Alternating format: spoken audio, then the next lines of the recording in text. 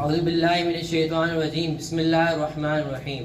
आज मैं आपको उस ज़ात के बारे में बताना चाहता हूँ जिनकी ज़िंदगी पर हम अमल पैरा होकर अपनी दुनिया और आखिरत संभाल सकते हैं।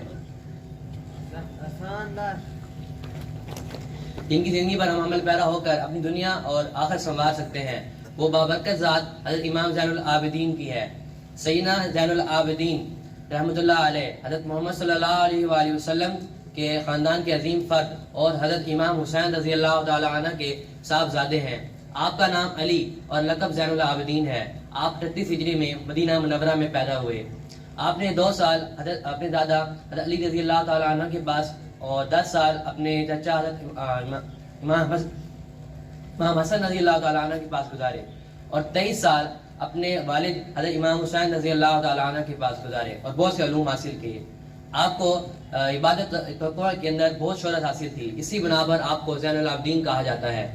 आपकी इबादत और रियादत का ये आलम था कि जब आप फ़राइज़ अदा किया करते थे उसके साथ साथ नवाफिल भी अदा कर लिया करते थे, और जब आप नमाज अदा करने के लिए वुज़ू फरमाते तो आपके चेहरे का रंग मुतगय्यर हो जाता और जिस्म पर लज्जा तारी हो जाता था। पूछने वाले को बताते कि क्या तुम नहीं जानते कि मैं आप किस ज़ात के सामने जाकर खड़ा होने वाला हूँ। आप गुरबा और मसाकीन की मदद करने को अपना दीनी फरीदा समझते थे।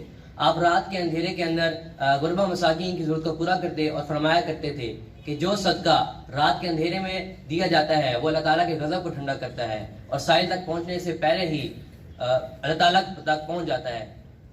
एक दिन जब हशाम बिन अब्दुल मलिक ने हज़रत इमाम ज़ैनुल आबिदीन को पहचानने से इनकार कर दिया तो अरब के मशहूर शायर फरज़क ने उनके शान के अंदर जो कसीदा पढ़ा उसका तर्जुमा ये है कि ये वो हैं जिसको मक्का की सरजमीन उनके कदमों की निशानात से पहचानती है। अल्लाह का घर और मक्का के बाई की सरजमीन और हरम इनको पहचानता है। ये बेहतरीन बंदगान खुदा के फर्जंद हैं। ये परहेजगार, पाक व पाकीज़ा और हिदायत का परचम है। आपके बहुत से अक़वाल में मशहूर है, आप फरमाया करते थे कि अजनबी वो नहीं जो यमन और शाम के अंदर अजनबी हो, अजनबी तो वो है जिसके लिए कब्र और कफन अजनबी हो। मुसाफिर का हक है कि वहाँ के मुकीम लोग उसको जगह और सुकूनत में एक सजार बने।